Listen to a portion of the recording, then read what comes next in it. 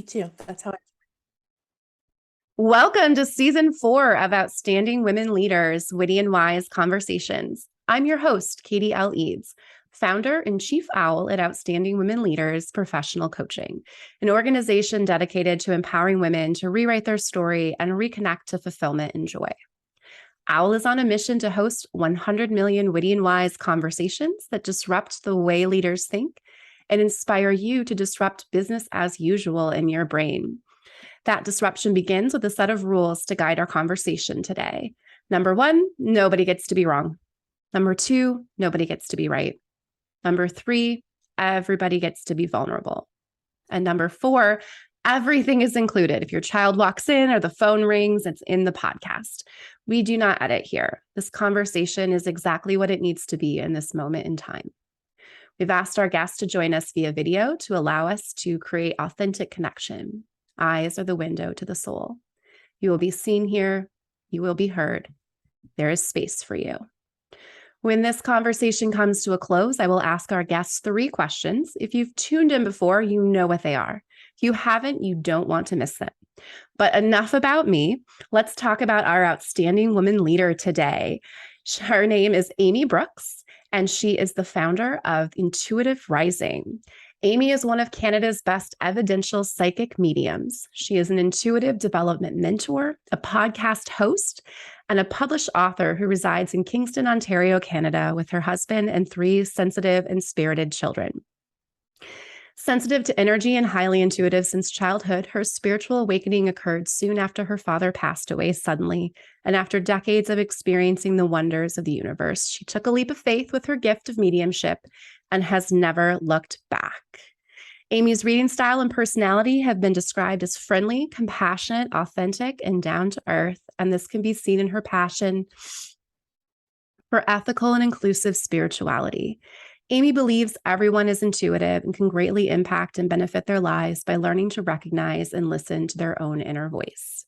She's also the host of a podcast, Soul Rising, where they aim to bring spirituality back down to earth in a more practical and relatable way. As they like to say, let's take the woo-woo out of spirituality and bring it back down to earth. Welcome, Amy. I always say, I wish we could get more woo-woo into the workforce. I know. And I love that you're finding a way to take it out. Perhaps I can learn a little bit from you on how to take it out, but also bring it in with my clients.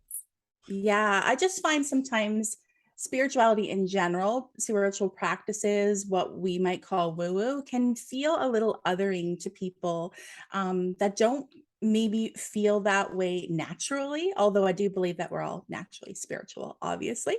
We all are spirits having a human experience, but some people are very disconnected from that part of themselves, or have, no awareness of that part, which is to no fault of their own. Like, it's no fault of theirs, because we're not taught how to be spiritual, not taught that we're spiritual people. This is, outside of spiritual, like religion. I mean, just us as body, mind, and soul, and the importance of that. So for me, I'm also a Capricorn with a Virgo rising with a whole bunch of earth in my birth chart. So I do feel like I'm here to bring more of a practical and grounded, relatable sense of spirituality to my clients and the people that I reach. I think it's so important. And I always say we are spiritual beings having a human experience. Yeah, I love that you bring that into this today. For my Christian listeners, because spirituality for some Christian, we talk about the stars and the Aries and the Capricorn. I'm an Aries, you're the Capricorn rising. I look at God creating this heavens and earth. And of course, that he didn't create things just in a silo for us to look at while we lay out, but that there's a huge intelligent design there. Yes. So tell us a little bit about how you discovered that you have this connection. You have a bunch of different words that we're going to talk about. Clairvoyant, I wrote them down. There's the clairaudience. There's lots of different ways that you can use your intuition to tap in. And if you're a leader listening, intuition as a leadership skill is considered really important. If you want to be a CEO, you need to be in touch with your intuition. Yeah. And I don't know where I read this or heard it. It might have been from my own business mentor, that, the most successful people in business do have a highly developed sense of intuition. They do make decisions based upon it. And I feel like that's part of why they are so successful. My background, my story. So I've always been kind of that spiritual person, that spiritual kid. I didn't grow up in a religious family nor in a spiritual family. Like nothing was really talked about in either of those facets. But I just always felt as if there was more. I would talk about reincarnation on the school ground when I was 6 years old. I just always had the sense that there was something beyond what we could see with our physical senses and feel with our physical senses. Now, when I was 6, I did have a near-death experience, which is something that a lot of people want to hear more about or ask me about. So it happened when I was 6. I was watching Annie, the original one that came out in 1985, and I was laying on the couch and I was eating ants on a log. I don't know if you remember that snack from childhood, but you know, it was, for me, it was Cheese Whiz on celery with raisins. Some people put it on. Anyhow, I remember all these details, and I was laying there and I remember my mom going, "Sit up, I don't want you to choke. I don't want you to choke." And I ended up choking. So some of that is a blur, but the things that are very apparent to me that I remember very vividly is being taken to the front step of our home and my mom screaming for help and giving me the Heimlich. I remember this, even though I probably shouldn't, because I was losing consciousness, and I was blue in the face. I remember having a bird's eye view of this happening, as if I was looking down at myself and my mom. And I had a sense of knowing that that was me, but I was still me somehow. There was no fear. I felt warm and weightless, like I was floating almost. And I also felt as if I was not alone. And this is something that is common in near-death experiences, that people feel this way. I didn't see lights and all of that kind of stuff. I didn't see the light at the end of the tunnel, but I did have this sense that there was many people around me and that they were elderly, and I didn't know who they were, but I knew that it was not time for me to join them. The next thing I remember, I'm coughing up, and I'm okay. And amazingly, we never talked about it again. Like, I don't remember it being a topic of conversation. I don't remember talking to anybody about that experience, really. I know I did journal. I've been journaling since I was a little kid. I know I wrote about it. I know I talked about it with my friends, kind of, but it was never a topic of conversation with my family. So I often liken that experience to the door being opened a little bit for me, spiritually, for sure, because I was never afraid. Like, some people will say, you know, you really jumped into your work and your mediumship kind of like no holds barred, like you just dove right in. How did you do that? Like, how did you work through without being afraid? And I just honestly never been afraid of spirit. I've never been afraid of the spiritual world. And I think maybe it's because I experienced it in that way so young. And I knew that it wasn't a scary thing. So fast forward into my teen years, you know, the focus was less on what was going on inside of me and more about what was happening externally with other people. And I dulled it down. I didn't listen to that voice. Then in my late 20s, mid to late 20s, is when I became a mom for the first time. And my psychic senses, my intuition definitely was ramped up during my pregnancy. So I have three children. Each of them, I knew I was pregnant with them before I should have known. I knew what their genders were. I just knew. I just knew what they were. And actually, all of their names came to me in dreams through pregnancy as well. So it was just amped up, which I think is a commonality, because I've talked to other women that are mothers and say that they would have experienced kind of that amped up intuition during pregnancy. Still didn't really do anything with this. I just knew that I was intuitive. I was kind of psychic a little bit, like in this, I wouldn't have called it that. I would have called it ESP, but that I would have a sense that something was going to happen and then it would happen. All the women in my family are like this. My grandmother says we have ESP. Then in 2018, in January of 2018, my father passed away very suddenly. So he had day surgery, minor surgery.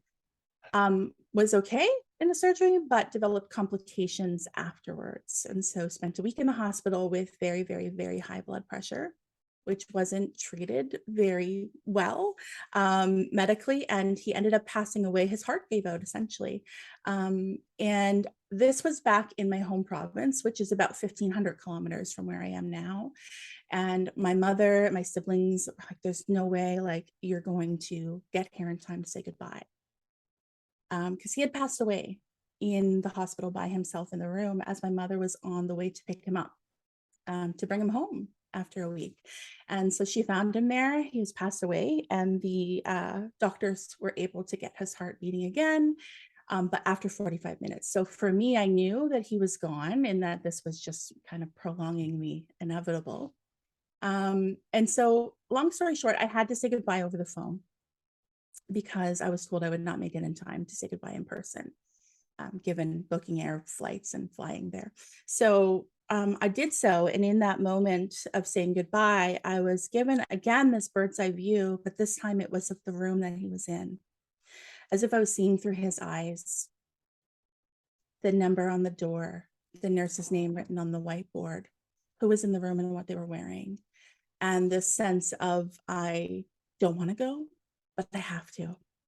And they're going to say that I'm going to go today, but I'm going to wait till tomorrow because I want you to know that I'm going to fight like heck. Like this is my last thing that I'm going to do, which was very, that was his personality. Would have been very stubborn and like, no, I'm not going. And so I remember sharing that with those people in the moment. But, when you're in that kind of situation, sometimes it's almost like an out-of-body experience and you're not really totally grasping what's being said. And then in the months to follow, things just continued to happen with me where I felt my dad's presence and I felt messages coming through. And this is a common spirit sign, but I was finding dimes everywhere, like everywhere. I'd take a picture off the wall. We were painting and there's like a dime stuck to the wall behind it. I walked out onto this frozen lake the year after he passed away. It was like a kilometer of frozen water or waves. The waves were frozen, I should say. And I walked out and I looked down and there was a heart shape in the ice, but also a dime near it. And I thought, this is just unbelievable. Like, how is this possible? So after about a year of experiencing these kind of things with my dad's energy, I started to notice that when I would talk to certain people that had people in spirit, I would see them in what I thought was my imagination. Now I know it's my mind's eye. And I would see things about them and I would pick up on messages. And I eventually started sharing what was coming through with permission, because it's really important to have permission from somebody before you do that. And it was always bang on. And I thought, whoa, like what is happening? Right? Because for me, when I connect to somebody in spirit, it's not necessarily, I'm not like seeing a ghost or a form in front of me. Everything comes in here. So it's very subtle. Many people think it's their intuition. Their imagination is what I mean to say. So that's what started happening. I started sharing it. And I realized that it was correct. I didn't know where it was coming from. I just knew it was something. And I knew that it was providing a lot of comfort to who I was sharing it with. So that's how this all began. I decided, I guess it might have seemed impulsive or spontaneous to people around me because it was experiencing all this stuff personally. And then all of a sudden it was, hey, I'm a medium. And I launched my business within a year. So that's how it all came about for me. And your husband at the time, was he like, listen, you're hearing voices, maybe we need to go to a doctor? Like what is the experience of the people around you when you start to share this? So it's funny because my husband is very naturally skeptical, which I think is healthy. I think that the majority of people are naturally skeptical, myself included, which is why I am an evidential medium, because I actually ask for proof from spirit. That's what the evidential part is. Mm-hmm. And it's because I don't want to just bring through generalized messages. I want them to be specific. So for my husband, he's not, he believes because he's seen me work and he knows something's happening and he knows I'm good at what I do. It hasn't really changed his outlook in the sense that he would want to have a reading. He's very much like, not my thing, but you do you. But no, he never thought I was crazy or nuts or anything like that. He's like, guess you're onto something, Mm. and that was just kind of it. Now, my kids, two of them are teenagers, one is 6. The teens were, I guess they would have been like preteens at this time. They were, never sat them down and talked to them about it. But over time, I guess they kind of figured things out, what I was doing. And they're very, very open to it. In fact, my middle child experiences what I would say is mediumistic experiences himself, but mainly through dreams. And I don't put any pressure on him. Just whatever happens, happens. We'll see what happens with you and if it's something you want to do. But nobody thought I was nuts. In fact, when I would tell my close friends, or when I kind of outed myself of the spiritual closet, the people that I grew up with, and my friends said, yeah, that makes sense. That makes sense for you. Yeah, we got it. It wasn't necessarily like, not everybody was interested in it, for sure. But I honestly haven't had a lot of backlash. I haven't had a lot of negativity at all. And I know that I'm fortunate for that, because a lot of people do. For me, it's like, yeah, that makes sense. Cool. Like that was my experience. So I'm pretty lucky in that sense, I think. Yeah. When I was checking out your website, I was just fascinated by the different types of physical senses that occur in the mind of the medium, as you put it. Yes. Even more so as I was looking at, so you get the auditory clairaudience, I believe it was called. And you talked about some of the ways that you have this. And you mentioned music, where like lyrics come out of nowhere for you, like songs are really important for you. And like, this is my life. It's a lot of people's life. And this is what comes up with clients, where they're like, whoa, I think I'm more tapped in than I ever thought I was. I think this is a universal thing, to be honest, Katie. I think that I don't, I am a medium that believes that mediumship, the ability to connect to spirit, is our birthright. Whether or not we all will connect or want to connect is totally up to us, because we have free will here. But I do believe that if somebody is naturally kind of sensitive this way, or maybe they're not, but they're super curious and they're fascinated and they want to learn more, do I think it can be learned? Yes, I do. Mm. Yeah, I do. Like anything, some kids are born with a beautiful natural tone, right? Like their singing voice is just beautiful. I can still sing, whether or not it's like gonna go, I'm gonna be, famous with it, probably not, but I can still sing and I can learn to sing better. Right. So I kind of will compare mediumship like that, which I know not everybody feels. There's kind of like more of an old schooly uh medium. There's an old school type of medium that I see, I think it's kind of dying out a little bit, where it was like, you must come to me. I was born this way. I'm the chosen one. I'm Mm. special. Um, I think that is dying out a bit. And I think you'll see more, mainstream mediums, ones that you might see on TV, or people that do events all the time, would say, no, like, I think that we're all sensitive. What you were describing, like the audience, so those are called clair senses. So we have our 5 physical senses, which we're all familiar with. The clair senses are essentially like almost like an inner sense, or even your energetic sense, or your aura, your energy body. It's just this others. I always like to explain it as like almost like an inner sense, because you do feel it inside. So when I see something, when I'm connecting to somebody's loved one and they start to come through and they show me what they look like, that would be clairvoyance. So they're showing it to me like in my own like imagination. Clairaudience, I explain as inner hearing, because I know it's not coming from my environment. It's inside. So it's like the voice in your head. And very often it is the voice in your head. It's not somebody else's voice, it's yours, but the information you're picking up on is not your thoughts. Mm. It's not your memories. Um, Then there is claircognizance, which is clear knowing. I just know this, which kind of sounds the most like intuition, right? I don't know how I know, but I know. Clairsentience would be you can literally feel, this is a very like empath on steroids. Okay, it's like not only am I empathetic to your situation, I'm feeling it as if it's happening to me. Yeah. So this is one of my most utilized. When I connect to a loved one in spirit for somebody, they make me feel how they feel. So I'm able to convey the love or the apology or the grief or the whatever the situation is pretty well, because spirit will utilize that sense a lot. And then there's ones that are less commonly used, but I actually experience all five. But less commonly is clear smelling, and then there's clear tasting. So this might be an example of, I did a reading when it comes to my mind in this moment, connecting to somebody's mom who was planning a wedding. And I said, she's making me taste tiramisu. I'm not tasting it with my actual mouth.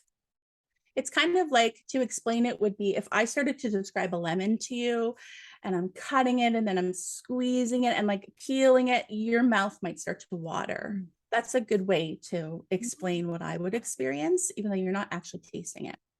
So those are the clair senses. Some people might call them the psychic senses. But I also think that we all experience that to a certain degree, and we just don't recognize it. Yeah.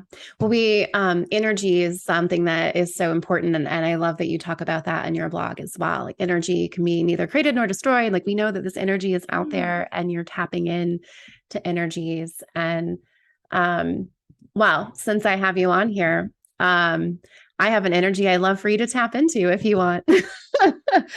As you were talking, what struck me, so we met in a Facebook group. And you mentioned this, I'm like, oh my gosh, I need to have her on. I always have women on that are in some type of helping capacity.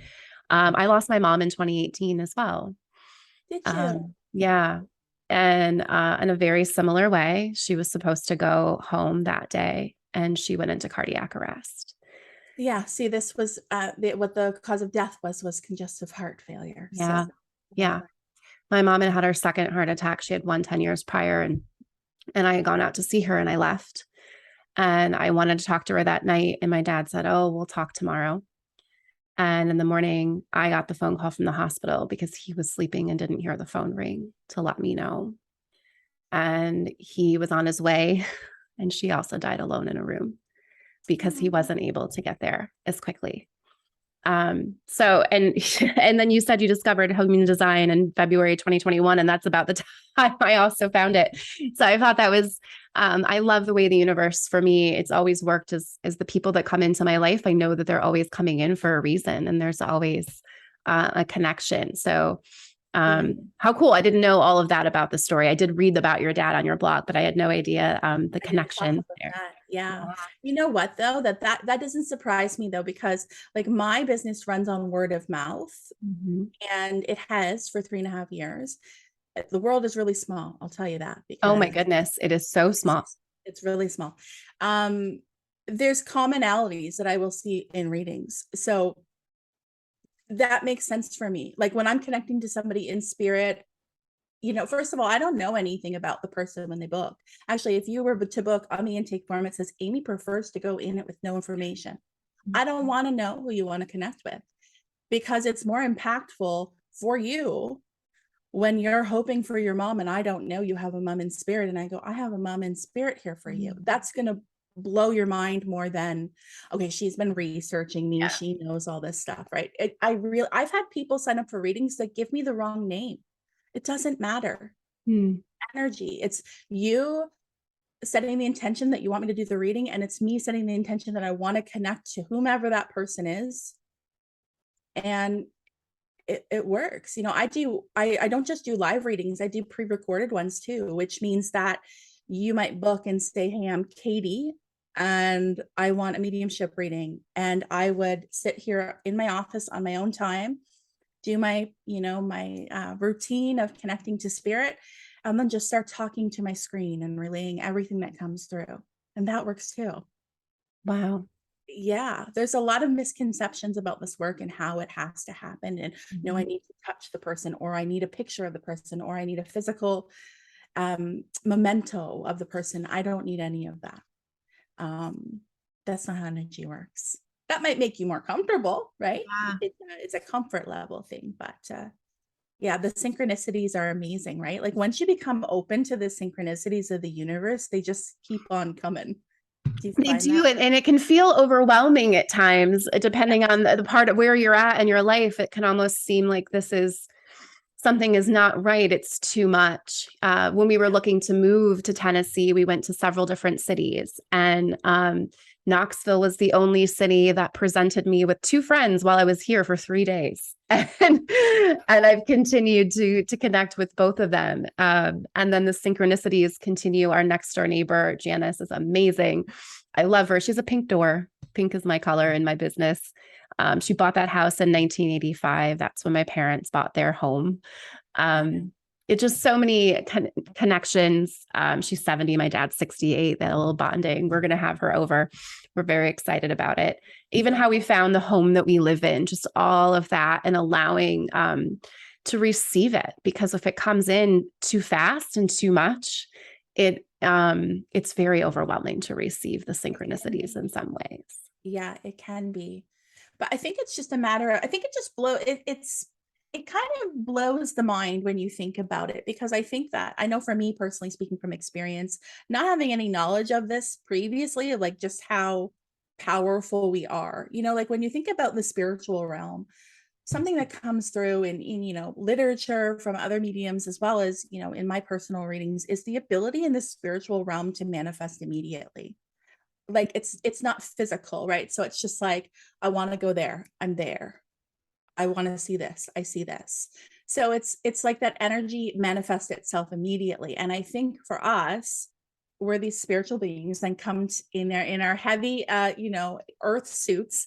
And I think part of our mission here is to remember that about ourselves. Like, remember that we're powerful, remember that we can manifest things. Because if you think about it, this really blows my mind when I think about it, but it's fact. Everything that ever was, everything that is, and everything that will ever will be is because somebody brought something into reality. Yeah. So I always think, like, why not me? Why can't I do that? So it can be overwhelming. And I will say, like, I'm somebody with many, many decades of lived experience with anxiety, which is also a commonality between people that are sensitive to energy. Every single other medium I've met personally, or psychic or Reiki master, has also maybe either have like a diagnosis like me. I have a diagnosis of anxiety, or they just know what that feels like, maybe more than the average person. I think that when you're sensitive to energy, it can feel very overwhelming, because you do not know, like, what's mine and what is somebody else's, That's right? my favorite question to ask myself from a human design place is this mine or is this someone else's? So are you a manifesting generator, did you say? Or what I'm did you just a generator, sacral generator. generator with me? Okay. Yeah. Yeah.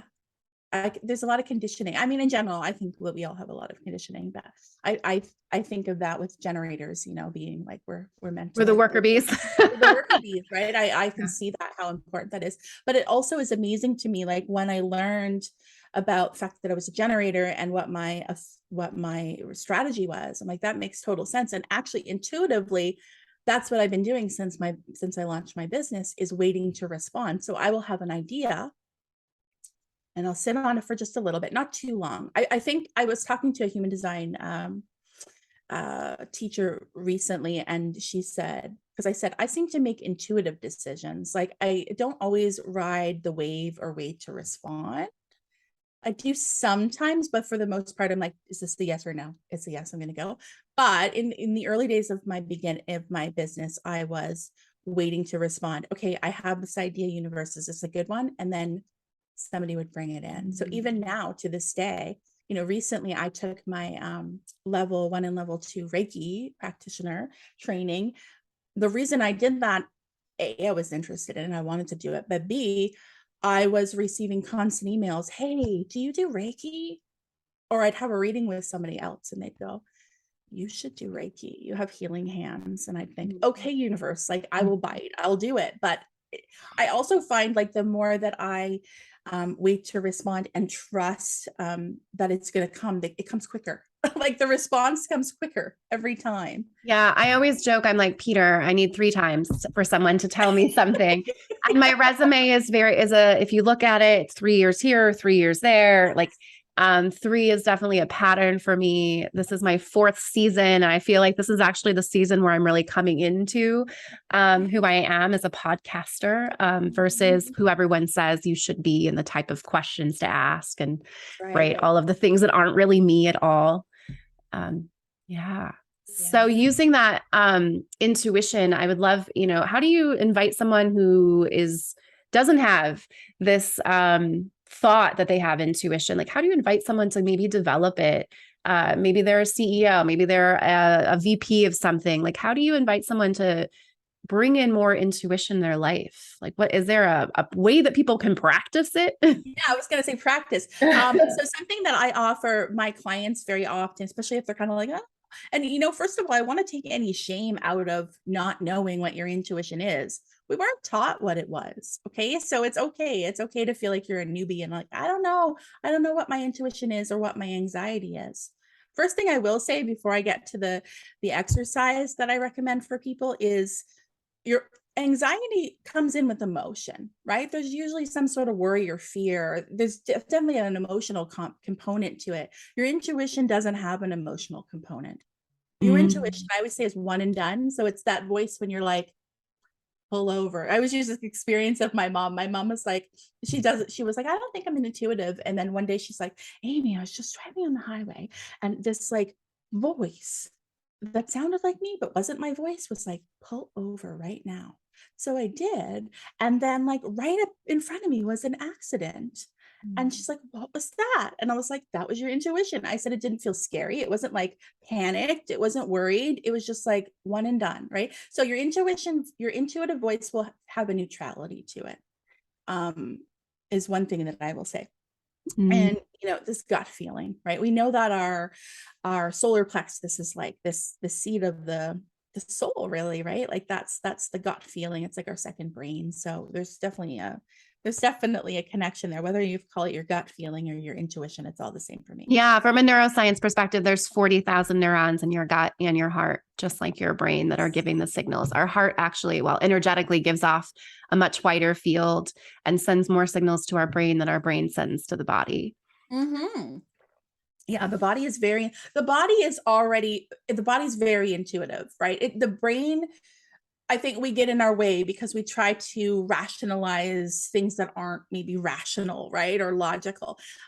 You already know how you feel. If you walk into a place and it's like bad vibes, you know your body's already responding to it. So I think it's really just about getting rid of that head voice, or knowing that the head voice actually is just, it's nothing. Like how many times have you held yourself back because your head voice is like, you can't do this, you suck, you don't have what it takes. Something that I've learned like in my business and doing like working with people that are what I view as highly successful, like I would admire them in business, that head voice doesn't go away. It doesn't matter how many successful launches you have, it's still there. So it's just about moving through it anyways. That's off on a tangent. But for me, what I like to encourage people to do is, especially if you're somebody that likes to write things down, you don't have to grab a notebook. You can create like a Word document, like whatever you want to do. But I have a notebook that's called my evidence journal. And I started it about 5 years ago, 4 or 5, maybe 4 years ago. And so what I will do is anytime, maybe I wake up and I remember a dream. For me, remembering dreams are important because we dream all the time, like every night, but we don't remember them all. So if you're remembering a dream, I always will tell my clients there's a reason, like there's a message for you in that, even if it feels very convoluted and you're like, I don't know what this is about. There's something there for you. Maybe it's metaphorically symbolic, whatever it is, but I will just write down what I remember. Or if I have a feeling about something, but I don't have any evidence of it yet, but something's just coming in and telling me something, I'll write it down.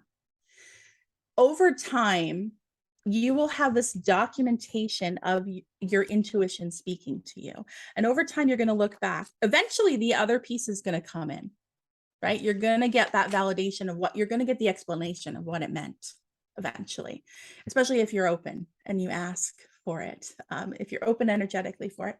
And then that other piece comes in, you're like, oh my God, that's what that was trying to tell me. And then you've got evidence that your intuition knew it was correct and it was always trying to guide you. So eventually what happens is you become confident in your intuition. And then when you get that first intuitive hit, that's like, hey, I think we should move to Tennessee.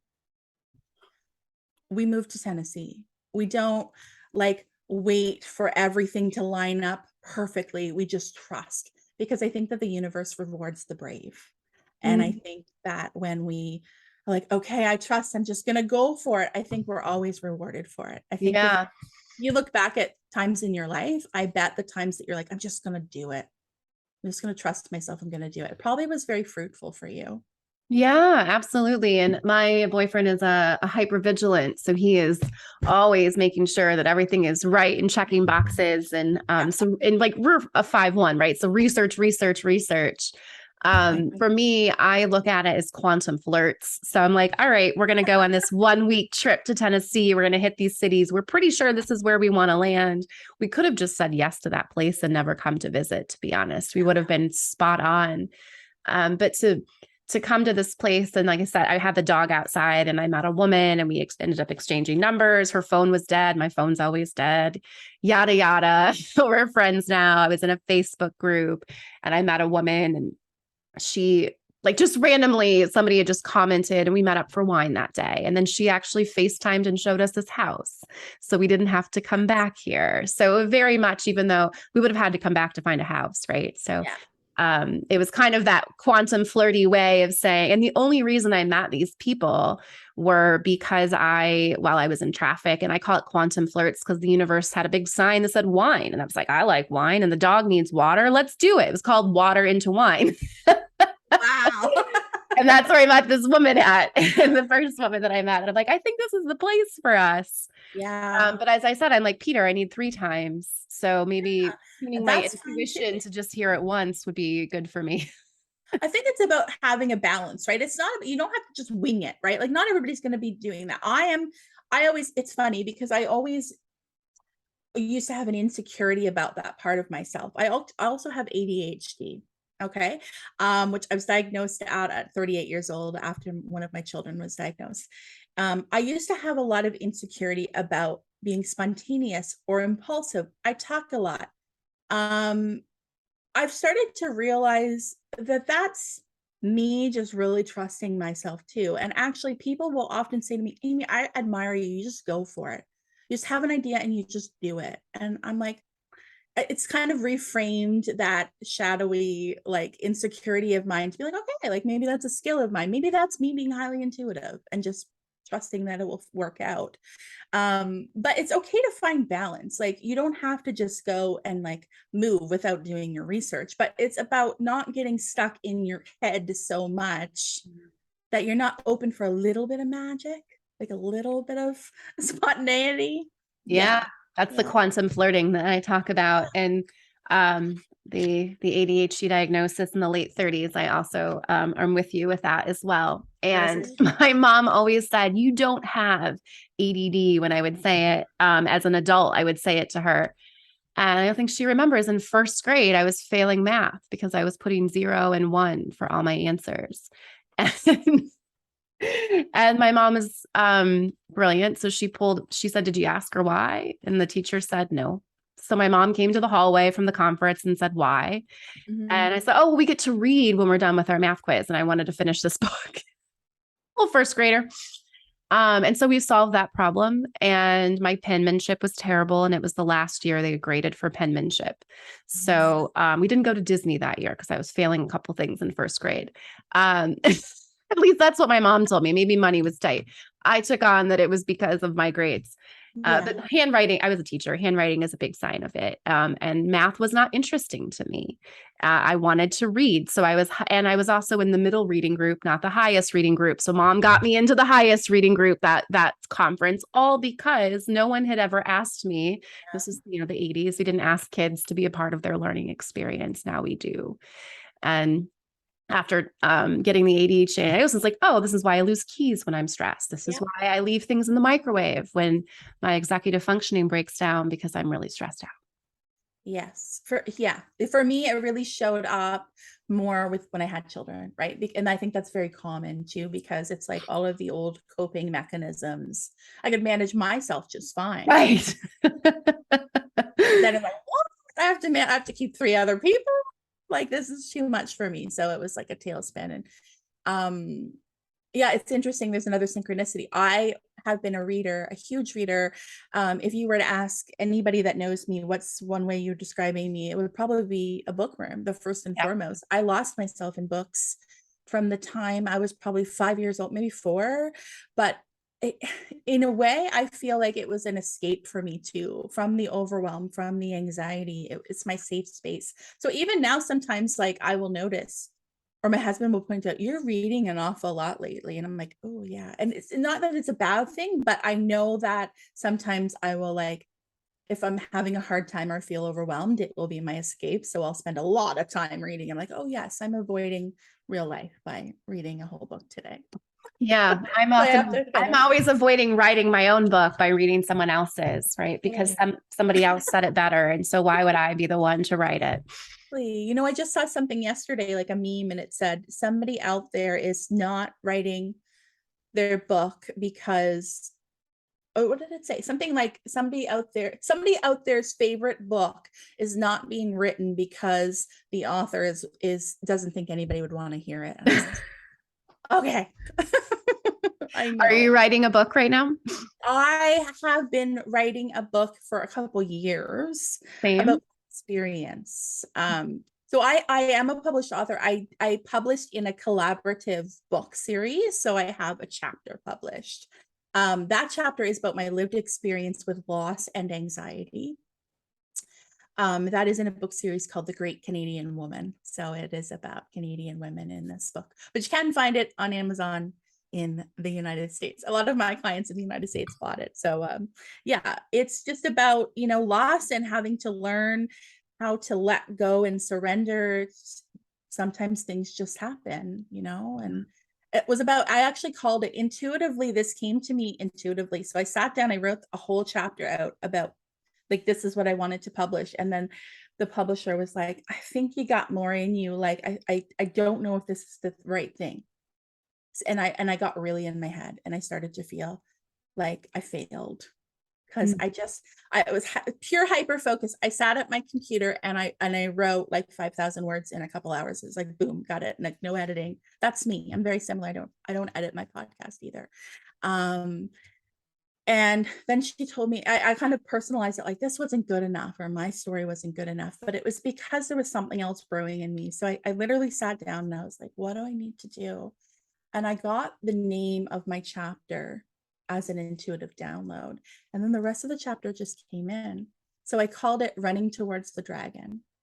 The dragon is my anxiety. That's my monster inside. And interesting, I've learned about the symbology about dragons then, right? Dragons have always stood for that, that monster, or that part of you that you're afraid of, but that you can conquer, and then it becomes your friend. So I thought that was so interesting. So it was about me learning that my anxiety was always just trying to keep me safe. I was allowing it to kind of, breathe fire a little bit too much and to keep me small, but it was always just trying to keep me safe. So I've just learned to kind of take the driver's seat. The dragon can be my co-pilot now. I know it's there to keep me safe, but it's not running the show anymore.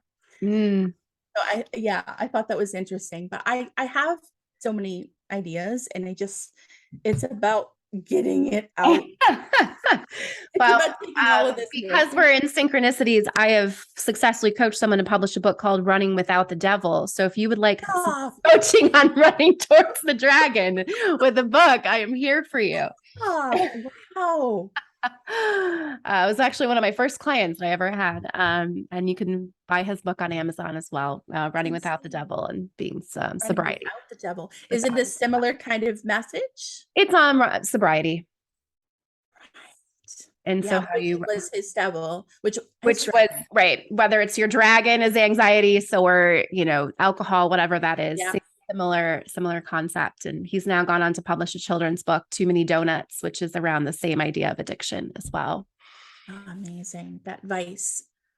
I was just listening to a podcast yesterday with Glennon Doyle, and she's talking about the hot loneliness. I don't know if you ever listened to Glennon Doyle, but just about how we as humans kind of always want to avoid the pain of being human, but that's universal and we all experience it, right? So whether it's donuts or it's dragons, it's universal. Yeah. What's so interesting about humans is that we've always been trying to chase a high. I mean, running without the devil, running is the high, running is the, the alcohol. It's just been replaced. I had my own food addiction and I replaced it with CrossFit. I owned a CrossFit gym for a while. And we just sort of, if we don't deal with the stuff underneath, we just replace oftentimes our addictions or our dragons. And sometimes they become co-pilots. I like to think of it as a bus. There's a yellow line. The dragon can't cross the yellow line. You have to go in the back of the bus. Yeah. Really cool. I could talk to you for hours, and I feel like my listeners would also enjoy listening to you for hours. We talked about human design in here for people listening, because I don't talk about human design a lot with my coaching. I wish I could.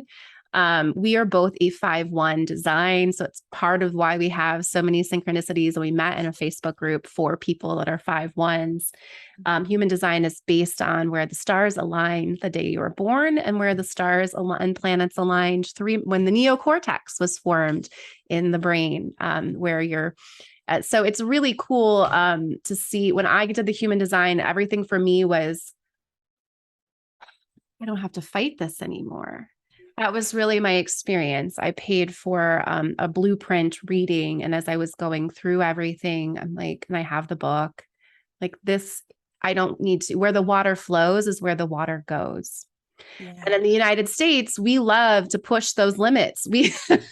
We love this idea of, oh, well, the water flows here. Well, we're going to redirect it and we're going to make it go there. Yeah. And we are the ocean. We can still stand up and direct the waves, but knowing that this is just who I am and who I've been designed to be has been very freeing. Mm-hmm. Yeah. And I didn't have the label of ADHD as a kid. And so my math scores were forgiven, but I didn't really need math. My parents got a tennis instructor for me and paid for lessons versus a math tutor. We don't do that anymore.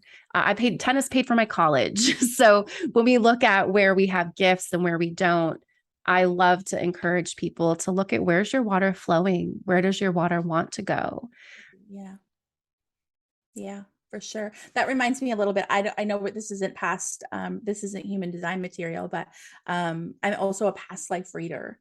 So I can connect to somebody's, that I'm connecting to somebody intuitively to offer them guidance if that's what they want. But something that I will come up in those kind of readings, there's commonalities. There's always a common thread. So it's like, and I always say, pay attention to those things, like, especially as children.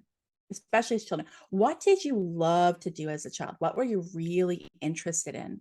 There's a reason for it, right? And what I found through my readings is that often there's a connection from before, whether or not you believe in that or not, but it's just what I've noticed is there's a connection, there's a reason, there's something that you've mastered before that's now it's supposed to be easy for you in this lifetime in some way. It kind of ties into as well with astrology and North Node and South Node. I don't know if that's something that you are familiar with, but for me, my North Node is in Virgo and my South Node is in Pisces. So what I do in this lifetime actually makes a lot of sense for that, because your South Node represents what's very familiar to you. what can almost become your easy button, what can become your scapegoat sometimes, right? So whatever your sign is in your south node might be your comfort zone, but it's not where you grow in this lifetime. You grow with the attributes of your north node. So that Pisces, that dreamy escapist, let's go inward, right? Let's dream, all of that stuff, that comes easy for me. And that's why, it makes sense why I go and I escape into books sometimes, or to dream world sometimes, but that's not where I grow in this lifetime. So it's not about me learning how to be intuitive or how to be psychic in this lifetime. It's about, what do I do with it now? Because Virgo is very like, okay, now do something with it, right? And it's also very grounded, and it's that planning. So I had a reading done, an astrology birth chart reading, and they're like, what you're doing is actually perfect when you think about those aspects. And I know that your north and south node show up in human design as well, in the gates.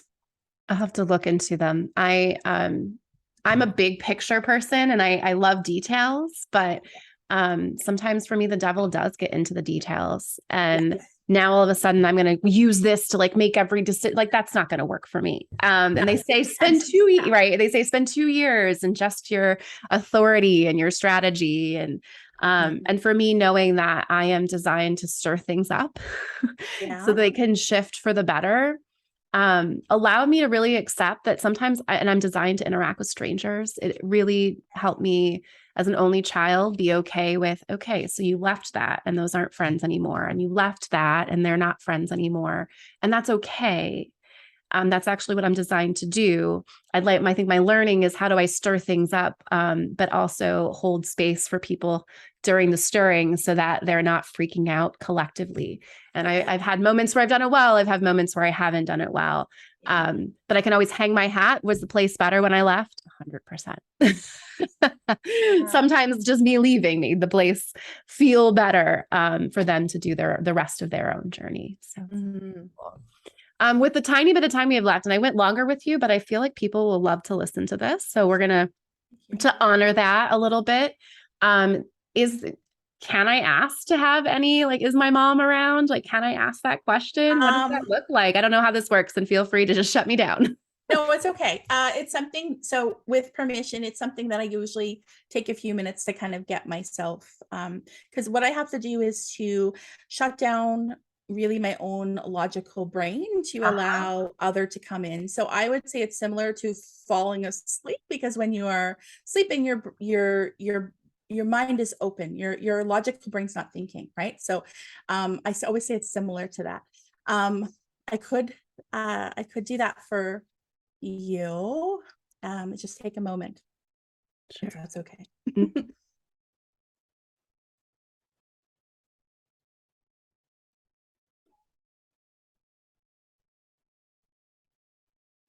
Okay, and I always just kind of like doodle as I'm connecting.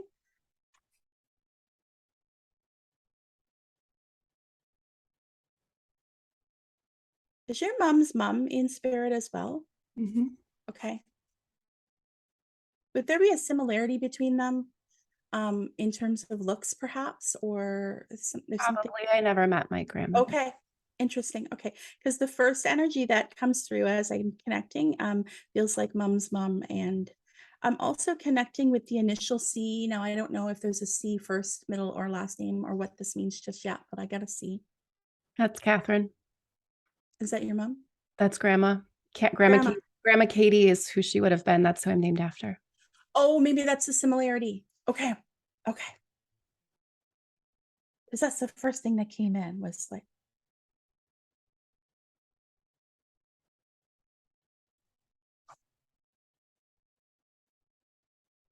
so you wouldn't know too much about this grandma.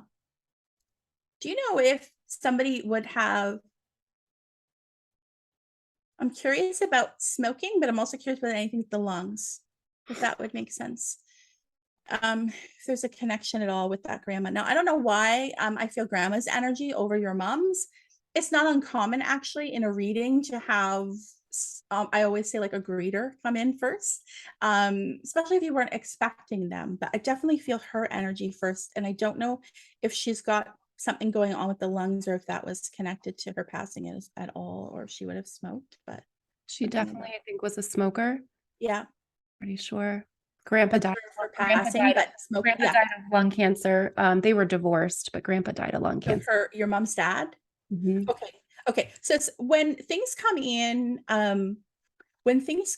like that, that would make sense for somebody that's connected to her, but is specific, then I would say it's called blending. So that happens. Some people will call it piggybacking or blending, but it's essentially when energies kind of just come in because they're like, okay, we've got a really quick time to speak, right? So let's just like give a bunch of stuff that makes sense for all of us. And that's not uncommon. And also you have to remember, usually I have at least an hour with somebody. So it can be like um very detailed. But yeah, the cigarette smoking comes through and something connected to the lungs come through with this energy as well. Okay. So I feel like this is a way to say that mom's parents are coming through, which to me would say that they would be with her in spirit. Okay.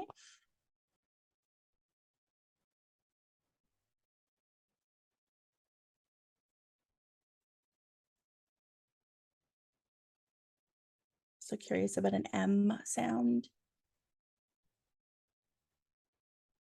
Does mom have a sister? Mm-mm. Okay. I feel like there's an M. I wonder if it's grandma's sister. Okay, I'm just going to specifically ask mom to come forward a bit more specifically here because I know we're short on time.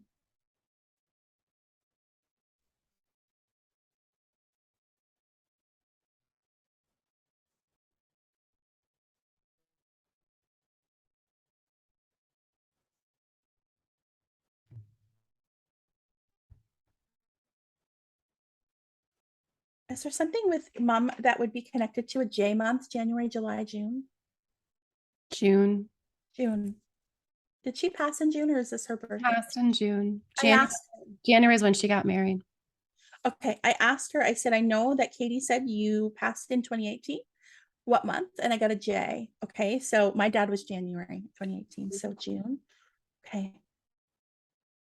There's something about a pet. Did she have a pet at the time of her passing? Yeah. Okay. Because I feel like I've left behind my pet is kind of what comes through. But Oh, there's something about that too. Like, I don't know what happened if somebody, did you? the dog died in my dad's arms on their wedding anniversary. Oh, because I feel like I left behind my pet. We did. And then we put her pet with her in the Oh, garden. okay. Yes, because I felt connected. I'm getting goosebumps up and down. So this, when I get goosebumps, I'm during a reading, it's always to say you said something important that I needed you to say, or that you really needed to hear. Okay, thank you. And their anniversary was in January, another J month. Okay. Okay. Yeah. Because I feel together. I feel together, but that I would have had because this was her baby. I feel, but it was her baby. Okay.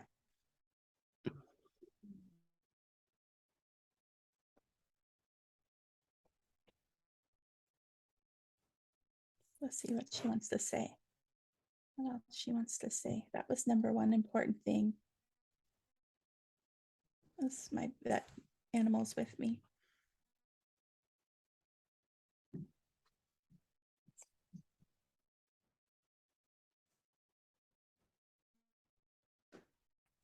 So I feel there's a lot of positivity coming through her from her about your move. So I feel like she's very excited and happy about your move. I'm also curious if you have there's something about like ancestry or family tree coming through. Is there's any question marks that you're trying to fill in with the family? Or you like been looking into if there's something about that coming through too? Not on her side, but on my dad's side. Question mark? Yeah, and she could be speaking about that. I just feel like she's talking to you about wanting to fill in gaps within the family tree or with ancestry. So that could be Mm. encouragement for you to go down that route. Yeah, when she passed away, I realized there were so many questions about her family I didn't know because everyone on her family passed away before I was 3. Okay, yeah, because I feel and interesting too that her parents would come through first. Sometimes if people are shocked, they're like, "But I didn't know my grandparents." It doesn't matter; they know you. They're connected to you. Mm. always. So if we had more time, I'm sure they would spend a ton of time talking about things about them to give you more. But I'm also really curious if there is a military connection somehow here too. Um, because I'm seeing what looks like naval, like the Marine uniform. I don't know who that is or what that's about. My mom. It does, Yeah, I think so. It could be grandpa or it could be stepdad. somebody's Marine. I hear Marine. It might have been her dad, isn't it? Her dad? Could have been. Yeah. Okay. And yeah, it's also very normal to have maybe an equal amount of I don't knows to yes, absolutely. Know anything about her. Yeah, I know, right? And that's why.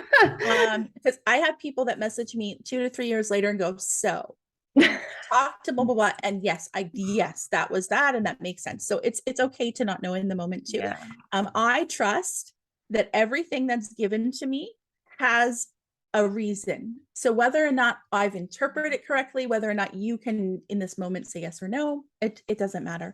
I have to trust everything. That's something that I've learned because I used to get really in my head and go, this doesn't make sense for them. I'm gonna leave it. And they'd be like, no.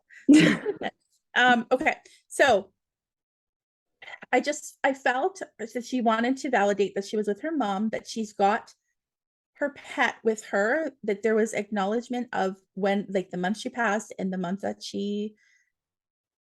their anniversary was, and digging into the family tree. Do you have any specific questions you want for her to ask her to see what will come through? I know I put you on the spot there.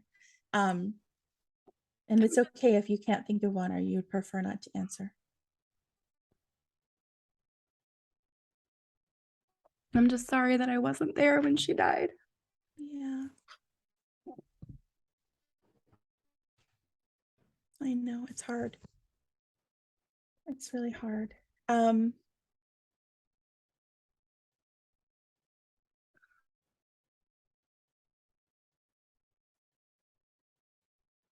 you like in a different state? Mm-hmm. Yeah, that's what she just gave me. So I don't know which state she was in, but would it be moving west from where you were? Uh-huh. Yeah.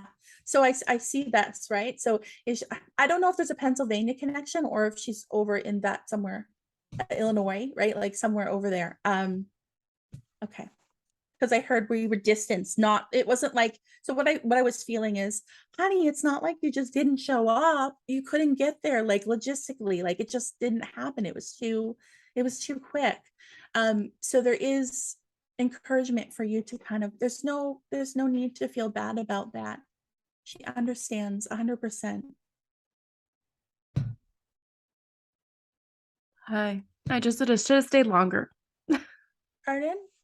I had gone to see her before she died, and I wish I would have stayed more time. Stayed longer. Yeah. Yeah. Now she is showing me, would you have seen her after passing, or would there have been a time? I FaceTimed with my dad after she passed. Okay, so the first thing that she showed me was somebody kind of like touching her hair or doing something up here with my head. And then also I'm really curious if somebody would have put something, would she have been buried? Or was she No, she was cremated. Was there something put in with her though that was, since there's some acknowledgement of something being with me that was special or somebody meaningful in some way? I'm really curious if there was a piece of paper or something put in with her. We put the dog's ashes with her ashes. Okay, thank you. So there's Or acknowledgement. the dog's body with her ashes, I guess. Yeah. So I don't know if they were like in something that was paper, like a box or a bag or what, but I don't know what, but I just got paper. But it could have been to get me to that, Yeah, and we put my dog that had died several years before with them too. So 2 dogs and mom. Okay.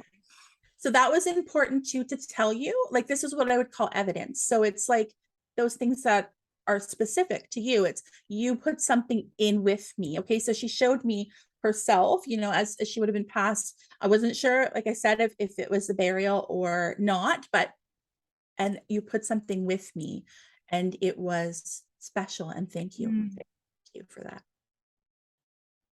Yeah. Yeah, we tried to spread her ashes where her family was buried, and we That couldn't was what I was moving on to, was spreading ashes. So and we yeah. couldn't find the headstone at the time. Yeah. So we took her to Taco Tuesday. Like we brought our ashes in and we had her tacos at her favorite place, and we ordered her a taco, and they were the worst tacos we've ever had. We haven't gone back since. Oh no. Um, She's like, don't go back there without me. and then that's when we decided where to put her ashes, and they're with the dogs. And I told my dad I can't sell the house now because those dogs are, that will keep the house forever because mom's there. Yes. Yeah. How beautiful. Thank you so much. Welcome. That was just a little snippet. Yeah. But yeah. When we have more time, a lot can come Yeah. through. The C letter, also the dog's name was Coco. Okay. Could have Yeah. done too. Yeah. Sometimes messages come in and it feels like there's dual meanings. Yeah. That was one of them. It's like there's something more with this, right? Like and the similarity. There's something about I'm similar, you're similar. It was the name, right? Like where you were named after her. Yeah. It was Yeah. that. Yeah.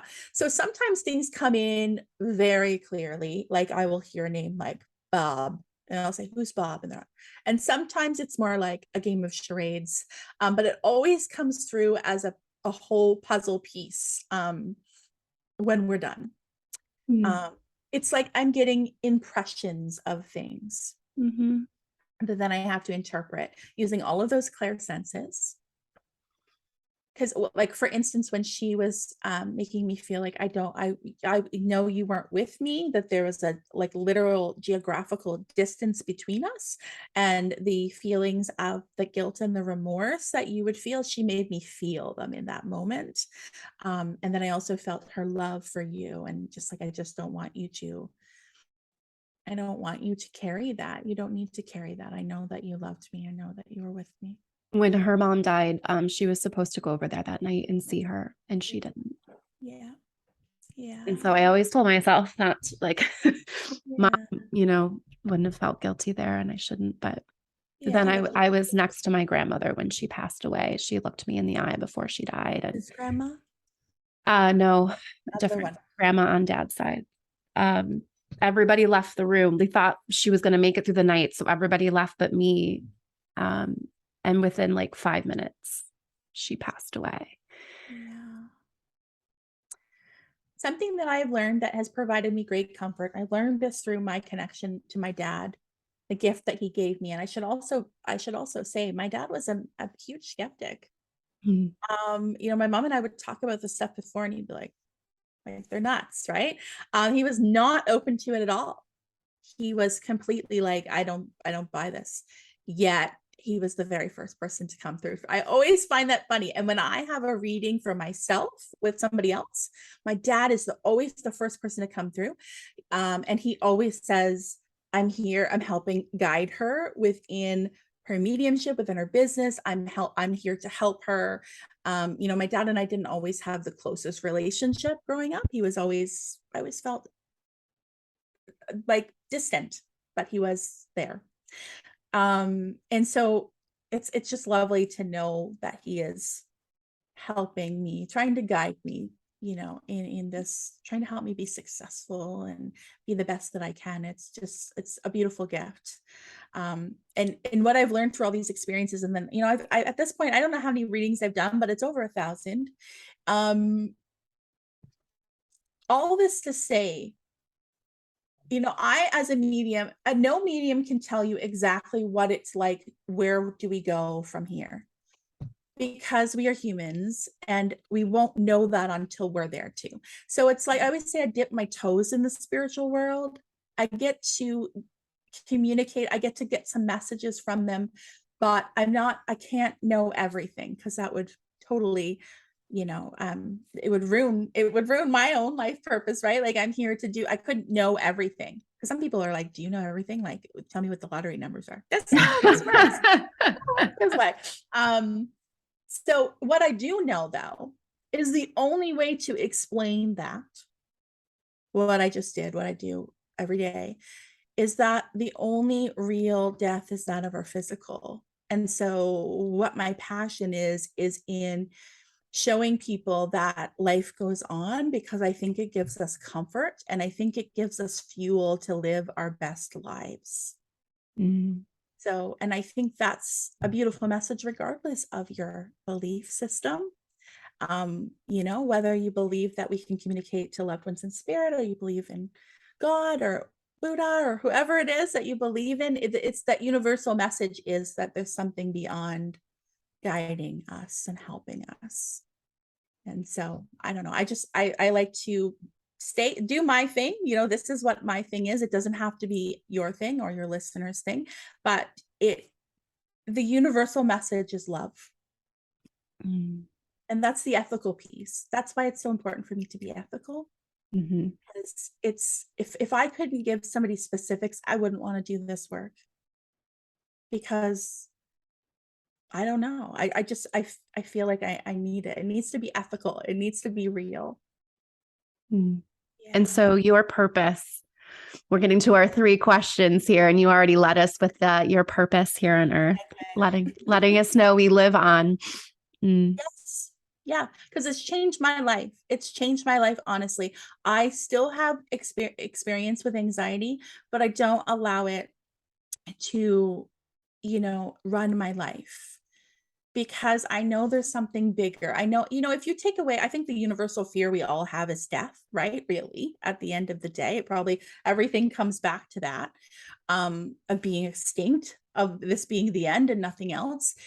If you take that away, then I think you kind of become limitless, which is what you always have been. It's about remembering that. So for me, it fuels my fire. It gives me confidence, because I'm like, what's the worst thing that could happen? I fail, big whoop, big whoop. Doesn't work out. Okay, I'll try again. So it's allowed me to have more freedom in making mistakes, in taking chances. So for me, it's a positive thing. So my passion is in showing people that life goes on, so that they can live better and more empowered lives. Mm. It seems like a silly question now to ask, but what's your superpower? My ability to trust my own inner voice, maybe. I love that. Yeah, like I said, and it's not just the trust is my superpower. The intuition is where we all have access to it. I think part of my purpose is showing people that they do, is like shining a light. At the beginning, my logo, initially, my very first logo was a lighthouse, and that was a nod to my East Coast roots. But it was also because when I first started doing this work, a few clients told me that I was like a lighthouse, and that I was able to shine a light on something within them that then helped them move and grow. And I always think of that Anne Lamott quote that says, a lighthouse doesn't go around trying to save, and I can't remember, I'm butchering it, but you know what I mean? They don't go around searching for people to save. They Right. just are there. So yeah, I think that's maybe my superpower. I don't know. I'm reluctant to say that too, because I feel like we're all intuitive. And your superpower really points to what I hope for every one of my clients, is that they trust their inner voice and their inner authority. Yeah, and this might help some people think about, like, especially if you have some religious Christian viewers. I connected to somebody before who was having a hard time. Like, they were curious and they wanted the information, that they were having a hard time recognizing exactly what the intuition is, exactly what it was like to communicate to God or to communicate to our loved ones in spirit. And what kind of came through was, think about that as, like, every time you pray, every time you set an intention, every time you say an affirmation, whatever it may be for you, you are picking up the phone and calling God. Like, if that's your belief, picking up the phone, you're calling your loved one, you're calling the universe, whatever it is that you believe in. And the way that they respond is through that inner voice. That's how they pick up the phone to call you back. So I personally feel as if we all are kind of individual expressions of the divine, and that inner voice is that that tether Mm-hmm. to that. So, if there's anything you could take from this interview or this, moving forward, it's like to trust that. Mm-hmm. It's never going to steer you wrong. Maybe the evidence journal idea will help some people. I And love that, by the way. You didn't say meditation once here. And usually when people are talking about getting more connected and manifesting their dreams, that's a whole other thing.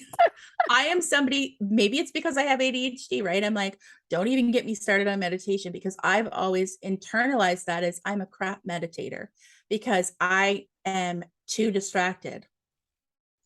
But one thing that I learned, and one thing that I like to share with other people, is meditation works for some people, yes. And it's a good practice to recognize what that inner voice sounds like, to recognize how to, like when I said I'm going to kind of turn off my brain so I can allow others to do that, that kind of comes naturally to me to be able to do. But some people need to do meditation for 15, 20 minutes a day to get there. It's whatever works for you. But for me, and what I share with my clients is, where do you get in the zone? Is it when you're driving in the car with the windows down, you got the music blasting, and all of a sudden you hit your destination? You're like, how the heck did I get here? Right? Like you were in the zone. Is it in the shower? A lot of empaths will download a lot of good information when they're in the water. So it could be the bath, the shower, going for a swim. One of my clients was like, that's where I birthed my brain babies, is in the bathtub. that's where I wrote my best lesson plans. Right. Where is that, where you almost lose your sense of time and space and you're not actively thinking about things? Because that to me is meditation. That's a practice of meditation. It is. And the different, there's a feel meditation, there is a seeing meditation. I was able to quiet my brain when I discovered a 20-second meditation practice through some work I've done with positive intelligence. And that has really been able to help me. And I've been able to do longer stretches, but I was the same type of person. It was like, I'm 80. Everybody kept saying, have you ever done yoga? Have you thought about yoga? Have you thought about yoga? I'm like, I'm not bendy. Yeah, and that's something that, like my podcast, which you spoke about a little bit at the beginning, that's why we created the podcast, is, hey, like, because me and my co-hosts are both regular people, right? Like we cuss sometimes, maybe we have a glass of wine, we're not perfect, we're not sitting up on a mountaintop, doing yoga all the time. We're regular people living our regular lives that happen to be able to communicate with spirit. So it's about demystifying it. No, we don't have to do that. Spirituality is just not on a yoga mat. It's not. It's you are spiritual. Like you can be spiritual doing anything. And I think the more that you trust your inner knowing, and the more that you follow the breadcrumbs about what lights you up, that's how you become spiritual. Like I think, or how you really practice your spirituality. Like do what you love. That's what lights you up. That's spirituality, is about remembering who you are. That's it for me. Great quote. Yeah. Amy, as we wrap up today, what's next for the intuitive rising? Well, as I said, I just was certified in Reiki as a level 2 practitioner. So I am going to start to incorporate that into my work, and perhaps offer some virtual Reiki. I should say that I work totally virtually, so I don't do anything in person. And some people are like, what? How does that work? But we just kind of saw how that can work. We don't need to be in person. That's actually not how energy works at all. We can connect with people across the world and send them Reiki, or to connect with their loved ones.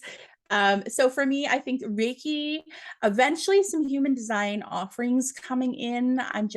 We didn't talk a lot about the 5-1 connection, but as we talked about before, both of us being a 5-1, and the 1 being that, need for finding security and knowledge. So for me, something that I always worry about is never having enough in order to offer it to other people. Yeah. And so I'm trying to move through that in my own life and go, you know what? I've been studying this for over a year. Like I probably could offer it to somebody, right? I could move through it and it would work. So I think in the next year that will probably happen. I'm also planning a move. So just like you just moved, I will be moving next summer back to the East Coast, to where I'm from, hopefully living near the ocean, and doing what I'm doing now. And aging, not gracefully, aging, being more and more myself every single year. That's what I'm hoping for. So I'm also hoping to do some events next year. Yeah. And I noticed you didn't mention a book. So if that ever becomes something that's next for you, I'd love to help you with that. Yeah, I kind of thought that, like, that's my 5-year plan. It's kind of when I see it happening around, I don't know. I'm 42 now. I kind of feel like 45 is the year for me intuitively. Mm. Yeah. Yeah. I think that's going to happen in the next little bit, next couple of years. It's not like the immediate thing. Yeah. I feel like I can't force things, right? So for me, it's like I can't write if I don't feel inspired to write. I 100% feel that. And then I'm told, well, writers just write, there's all the rules on that. Where can people find you, connect with you, and have their own personal readings? So you can find me at theintuitiverising.com. That's my website where you can read my story. You can see my offerings. I have a blog on there as well. Great blog, by the way, for people listening. I loved your blog. I read several of them. So thank you. Thank you. Yeah, there's a blog in there, and there's also a link to, I do free daily tarot readings, and I post them on all my social media, but they're also available on my website. So Monday to Friday, if you just want to hear like a 1-minute long, here's a message for today, that's where you could find that too. I'm also on Facebook, TikTok, just starting to get into TikTok, not super into it, but TikTok, and I would say in the Instagram is the one that I'm mainly most active on, and it's all the same, The Intuitive Rising. The Intuitive Rising. Well, thank you so much for spending your time with me today. You are an outstanding women leader, an owl who gives a hoot. And if for anyone that missed it, spirituality is about remembering who you are. Thank you for doing this great work in the world. Thank you. And I always give my guests the last words, the last thing that you'd like to leave us with. Oh my goodness. I guess what's coming through intuitively for me is this message that's been coming through this week, and it's about learning to adjust our sails. And this image of a sailboat is coming through. And when you're that sailboat, it's funny because you talk about water and trying to force, like, okay, we're going to make it go this way. And sometimes life works that way, but there needs to be a balance between how do I adjust my sails a little bit. So what's kind of coming in is the need to adjust our sails and to go with the flow a little bit more than we have been. I feel like life is about balance. It's about learning how to find balance. I also just want to share that voice in your head is a liar. Voice in your head. I don't know if anybody's ever read the what is it called? It's leaving me at this moment, but it's by an author named, it's The Untethered Soul. Have you ever heard of The Untethered Soul? Did you read it? I haven't.